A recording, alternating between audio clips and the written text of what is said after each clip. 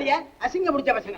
இருங்கய்யா பசங்க எல்லாம் டிஃபன் சாப்பிடணுமா? போய் சாப்பிட்டு போங்கடா. இவங்களுக்கு ஒண்ணு டிஃபன் கிடையாது. போங்கடா வெளியே. ஐயா ஓசியில வானா ஐயா, நான் காசு தரேன். காசு இல்லையா?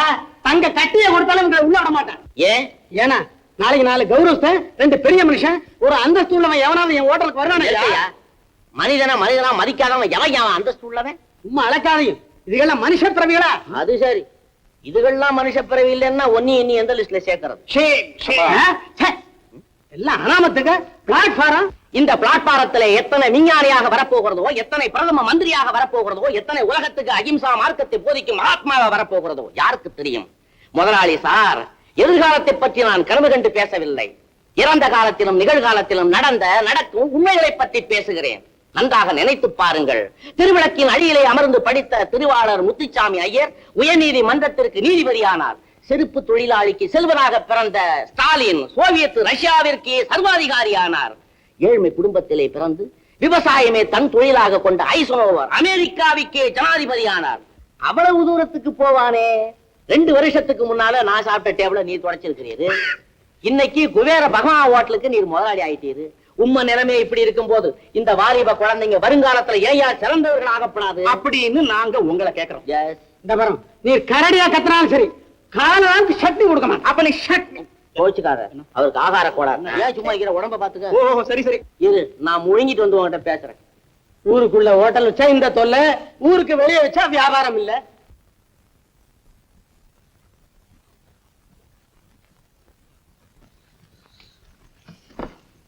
இந்த பசங்களோட வந்து உங்களோட பேசினிருந்தாரு, அவர் யாரு? அது ஒரு தருதலைங்க. பெரிய இடத்து பிள்ளையா பிறந்து ஊருக்கெல்லாம் உதவி செய்யறேட்டு உபத்திரம் பண்ணிட்டு தெரியுது. ஆஹா, ஊருக்கு உபகாரம் செய்யறவன் உபத்திரம் பண்றதா? அவன் செய்யறது நல்ல வேலை சார். இத போய் உம்மட்ட சொல்ல வந்தானே.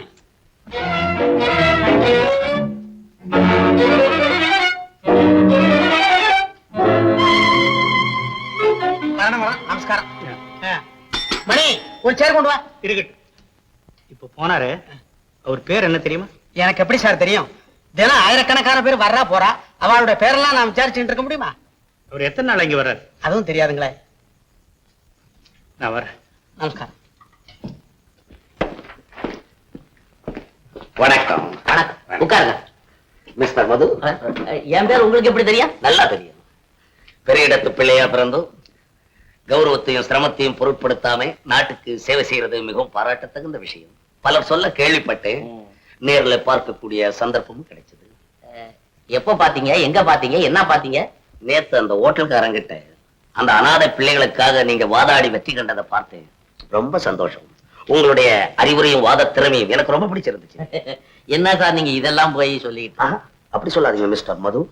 பெரிய இடத்த பிள்ளைங்க நாட்டுக்கு சேவை செய்யறதா சொல்லிட்டு என்னென்ன செய்யறாங்கன்னு எனக்கு தெரியும். நேரா போட்டோக்காரனை கூட்டிக்குவாங்க, பத்திரிகை ஆசிரியர் ஒருத்தனை கூட்டிக்குவாங்க. நேரா சேரிக்கு போய் விளக்கு மாற கையில வச்சுன்னு ஒருத்தன் போட்டோ எடுப்பான், மம்டிய கையில வச்சுன்னு ஒருத்தன் போட்டோ எடுப்பான், சாக்கடையில பிறண்டுகிட்டு ஒருத்தன் போட்டோ எடுப்பான். இந்த போட்டோ எல்லாம் கொண்டாந்து பங்களாவிலே உள்ளேயும் வெளியும் மாட்டி வச்சுக்கிட்டு பத்திரிக்காரனை விட்டு எழுத சொல்லுவான். செல்வத்திலே புரண்ட சீமான் இன்று சேரியிலே பிறழுகிறார், அப்படி இப்படின்னு உயர்த்தி தன்னை பெருமைப்படுத்தி எழுத சொல்லிட்டு வாழ்க்கையை உயர்த்திக்கிட்டு நாட்டை குட்டிச்சவர் ஆக்குறாங்க. ஆனா அந்த மாதிரி லிஸ்ட்ல உங்களை சொல்லல யாரும். இந்த டூப்பு பிசினஸ் எனக்கு பிடிக்காது சார். செய்தா சின்சியரா செய்யணும், இல்லைன்னா அந்த காரியத்துல இறங்கப்படாது. விளம்பரத்துக்காக சேவை செய்யறதுல என்ன சார் அர்த்தம் இருக்கு? அதனாலதான் உங்களை பார்த்து பாராட்டி உங்க ஸ்தாபனத்துக்கு என்னால முடிஞ்ச ஒரு சிறு உதவி செய்யலாம்னு நினைச்சு வந்தேன்.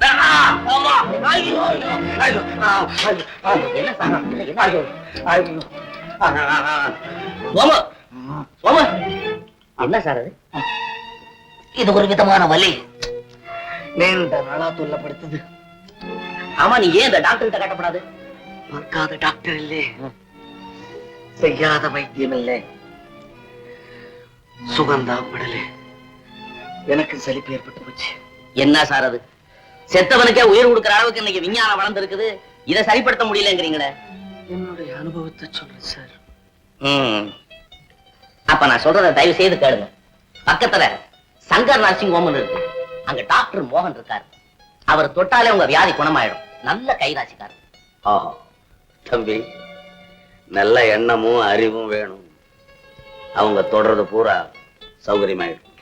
இதைத்தான் பாமர மக்கள் கைராசின்னு சொல்றது. அதை நான் ரொம்ப ஒத்துக்கிறேன்.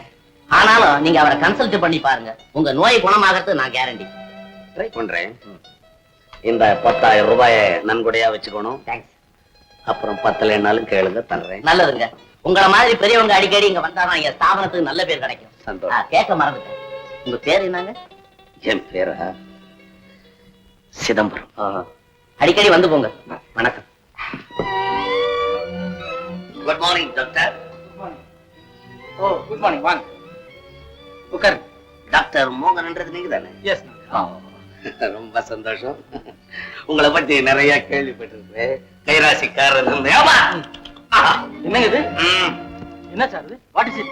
என்ன கையில வியாதி ஏதாவது உடைச்சல் மாதிரி இருக்குதுங்களா? என்னத்த சார் சொல்றீங்க? ஒரு நாளைக்கு இங்க வலிக்குது, ஒரு நாளைக்கு இந்த கையில வலிக்குது. பேர் போன டாக்டர்கிட்ட எல்லாம் காமிச்சிட்டேன். ஒருத்தராவது இது என்ன வலின்னு சொல்ல மாட்டேன்றாங்க. என்ன வலின்னு என்னதான் கேக்குறாங்க. நானும் கொஞ்சம் டீடைலா டெஸ்ட் பண்ண அப்புறம் தான் இதை பூர்ணமா குணப்படுத்த முடியுமா முடியாதான்னு சொல்லலாம். டாக்டர், எனக்கு நீண்ட நாள் உயிரோட வாழணும்ன்ற பேராசை இல்லை. ஒரு நல்ல காரியங்கள் செய்யணும். அது வரைக்கும் இந்த வலி தெரியாம செஞ்சா போதும். அப்போ நீங்க எங்க ஹாஸ்பிடல்ல வந்து ஒரு 10 நாள் இருங்க. என்னால முடிஞ்ச வரைக்கும் முயற்சி செய்து பாக்குறேன். ரொம்ப ரைட். நான் போயிட்டு வரட்டுங்களா? போயிட்டோம்.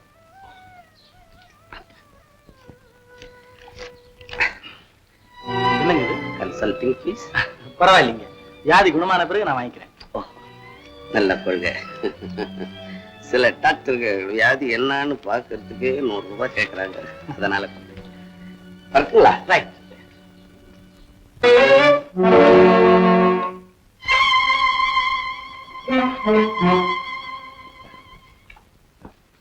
வணக்கம் டாக்டர். வணக்கம் சார்.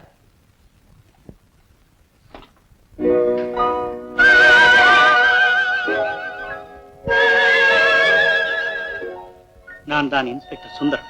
ஓ உட்காருங்க. உங்களுக்கு என்ன சார் உடம்பு? எனக்கு உடம்பு கொண்டு இல்லை சார். உங்ககிட்ட முக்கியமான விஷயமா தனிமையா பேச. ஓ தாராளமா பேசலாம்.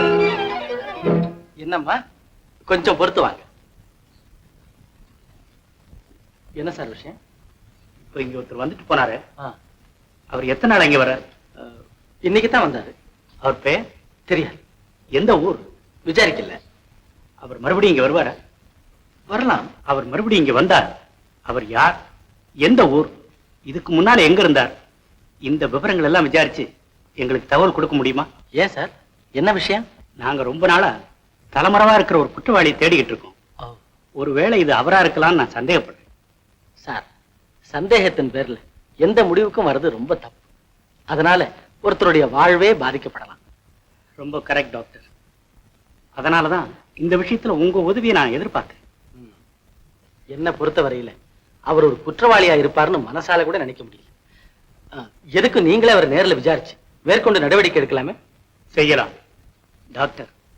ஒரு குற்றவாளி விடுவிக்கப்பட்டு விடலாம், ஆனால் ஒரு நிரபராதி தண்டிக்கப்பட்டு விடக்கூடாது. இது என் சொந்த வாழ்க்கையில் நான் கண்ட அனுபவம் டாக்டர். ஒரு குற்றம் செய்யாத நான் சுமார் 2 வருஷ காலம் சிறைவாசத்தை அனுபவித்தேன். அதனால் என் மனைவியை, ஒரே மகனையும் நிரந்தரமாக பிரிந்திருக்கிறேன். இந்த நிலை மற்றவர்களுக்கு ஏற்பட்டு விடக்கூடாது என்ற காரணத்தால் தான் இவ்வளவு விசாரிக்கிறேன். இது உங்களுக்கு சரியென்று பட்டால் உதவி செய்யுங்கள். நான் வருகிறேன். வணக்கம் டாக்டர்.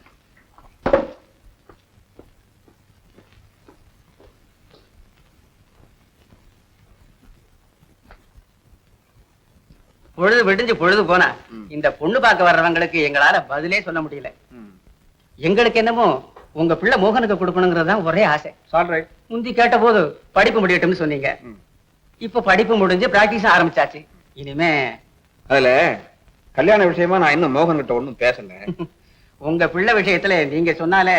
நானும் கல்யாண விஷயத்துல பிள்ளைகள் இஷ்டப்படி நடக்கிறதா பெரியவங்களுக்கு மரியாதை. சரி, அப்ப கேட்டு சொல்லுங்க. ஆகட்டும். பையன் அபிப்பிராயத்தை தெரிஞ்சுக்கிட்டு ஒரு நல்ல நாளா பார்த்து நாங்களே உங்க வீட்டுக்கு வர்றோம். அப்போ வர்றது கொஞ்சம் சீக்கிரமா வந்தா நல்லது. ஆகட்டுங்க. அப்ப நான் வரட்டுங்களா? அம்மா, என்னப்பா? என்னம்மா அவங்க கிட்ட அப்படி பேச அனுப்பிச்சிட்டீங்க? ஏன்? இதோ பாருங்க, இனிமே யாராவது என் கல்யாண விஷயமா பேச வந்தா எனக்கு பொண்ணு பார்த்தாச்சுன்னு சொல்லிடுங்க. என்னடா இது? ஓஹோ, அவங்களுக்காக சொல்றியா? இல்லம்மா, உங்களுக்கு தான் சொல்றேன், எனக்கு பொண்ணு பார்க்க வேண்டிய சிரமத்தை உங்களுக்கு நான் கொடுக்கல.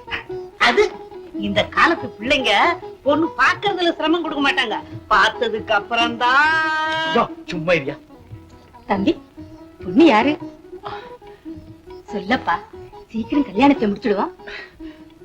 அம்மா சொன்னா மறுக்க மாட்டீங்களே? சும்மா சொல்லு தம்பி, அப்பாவே சொல்லி இருக்காரு பிள்ளைங்க இஷ்டப்படித்தான் கல்யாணம்னு, அப்புறம் என்ன? ஆமாப்பா. அம்மா வந்தம்மா, எங்க ஹாஸ்பிட்டல்ல சுமத்தின்னு ஒரு நர்ஸ் இருக்கிறா. யாரு? நர்ஸா? ஆமாம்மா. அது டாக்டர் நர்ஸ், நர்ஸ் டாக்டர் கன பொருத்தம். அட சும்மா இறையா. ஏண்டா தம்பி, ஒரு ஜட்ஜி வீட்டு பிள்ளை போய் ஒரு நர்ஸியா கல்யாணம் பண்ணிக்கிறது? அது ஜட்ஜி பிள்ளைக்கும் நர்ஸுக்கும் பொருந்தாது. சும்மா இரு நீ. என்னங்க அம்மா நீ வா சொல்றேன், வாங்க. என்னங்க கேட்டீங்களா உங்க பிள்ளை சொல்றத? என்ன ஆஸ்பத்திரியில யாரா ஒரு நர்ஸ் இருக்காளா? போட்டுமே அவளைதான் கட்டிக்க போறானா? ஏப்பா மோகன், உங்க அம்மா என்னமோ சொல்றாளே? ஆமாப்பா. அப்படியா? சால்ரை முடிச்சுட்டா போச்சு. என்னங்க இது, நீங்களும் சேர்ந்துக்கிட்டு? கனகா சும்மா இரு. கல்யாணம்ங்கிறது ஆயிரங்காலத்து பயிர். அந்த விஷயத்தை பிள்ளைகள் அபிப்பிராயம் எப்படி விட்டு விடுறதா? அது கரெக்ட். ஏன்பா பெண்ணுக்கு தாயார் தாப்பனா இருக்காங்களா? அம்மா மட்டும் தான்ப்பா இருக்கிறாங்க. அவங்க கூட நம்ம ஹாஸ்பிட்டல்ல தான். ஐயோ பாவம், என்ன உடம்பு? சம்பந்தம் ஆ? போய் வேலையை பாரு. அது சரிப்பா, அப்ப நீ நம்ம வண்டி அனுப்பிச்சு பெண்ணுக்கு தாயார் அழைச்சு வர சொல்லு. நான் கிளப்புக்கு போயிட்டு வரேன். சரிப்பா.